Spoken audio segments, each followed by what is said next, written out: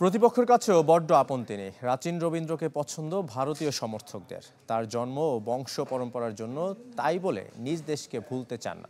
বাংলাদেশকে যেমন কাঁদিয়েছেন, ভারতকেও হারিয়েও হতে চান গ্রুপ সেরা। পুরো নিউজিল্যান্ড দলেরই প্রত্যাশা তেমন।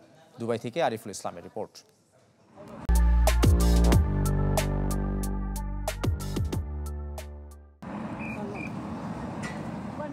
রাচিন রবীন্দ্রর জন্য ভারতীয়দের অপেক্ষা। কেন উইলিয়ামসনও ছিলেন, তবে টিম ইন্ডিয়ার সমর্থকদের কাছে রাচিনই বিশেষ। দুবাইয়ে ভক্তদের হতাশ করেননি, অটোগ্রাফ ও সেলফি আবদার রেখেছেন ভারতীয় বংশোদ্ভূত এ কিউই।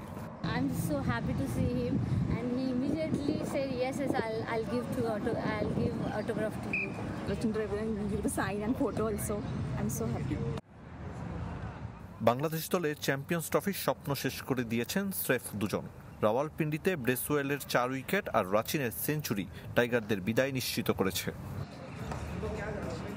আমিরাতে নিউজিল্যান্ডের গ্রুপ চ্যাম্পিয়ন হওয়ার মিশন। কন্ডিশন বিবেচনায় রাচিনের উপর টিম ইন্ডিয়ার বাড়তি নজর। 2023 বিশ্বকাপে ভারতীয় বোলারদের ভুগিয়েছিলেন ব্ল্যাক ক্যাপস ব্যাটার। ধর্মশালার মতো দুবাইয়ের স্টেডিয়ামে গলার কাটা হতে পারেন রাচিন রবীন্দ্র।